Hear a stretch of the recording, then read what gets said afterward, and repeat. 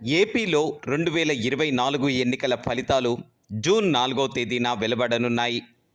ఇటు కూటమికి కానీ, అటు వైసీపీకి కానీ సీట్ల విషయంలో భారీ వ్యత్యాసం వచ్చే అవకాశాలు కనిపించటం లేదు.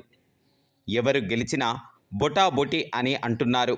రాజకీయ విశ్లేషకులు చెబుతున్న ప్రకారం ఏపీలో హంగ్ వచ్చే అవకాశం ఎక్కువగా ఉండటంతో కౌంటింగ్ ఇంకా 20 రోజులు ఉందని, క్యాంపు రాజకీయాలకు తెర తీయాలని ఇటు వైసీపీ, అటు కూటమి అధినేతలు భావిస్తున్నారు. వైసీపీ అధినేత జగన్మోహన్ రెడ్డి విదేశాలకు వెళ్ళినప్పటికీ కొంతమంది నాయకుల ద్వారా గెలిచే అభ్యర్థులను ఎలా కాపాడుకోవాలి, ఇతర పార్టీల నుండి గెలిచే అభ్యర్థులను ఎలా లాక్కోవాలి అనే రూపకల్పన చేస్తున్నట్లుగా తెలుస్తుంది. ఇక కూటమి కూడా అదే పనిలో ఉన్నట్లుగా తెలుస్తుంది. వైసీపీ కూటమిని పక్కన పెడితే ఏపీలో బీజేపీ చక్రం తిప్పే అవకాశాలు కూడా ఎక్కువగా కనిపిస్తున్నాయి. ఏపీలో ఎవరు గెలిచినా తమకు అనుకూలంగా ఉంటారని భావిస్తున్న బీజేపీ ఎంపీ స్థానాలను పదిలపరుచుకోవడానికి వ్యూహాలు మొదలుపెట్టింది.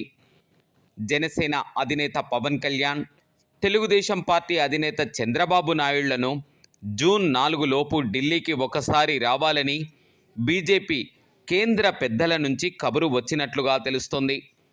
అన్ని పార్టీల అధినేతలు బయటకు గంభీరమైన ప్రకటనలు చేస్తున్నారు, కానీ మెజారిటీ సీట్ల మీద, మ్యాజిక్ ఫిగర్ మీద డౌట్లు అలాగే ఉన్నాయని అంటున్నారు.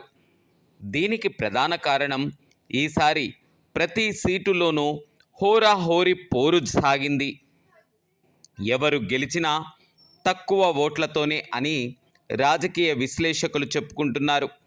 అన్ని పార్టీలు కౌంటింగ్ మీదే దృష్టిని సారించాయి.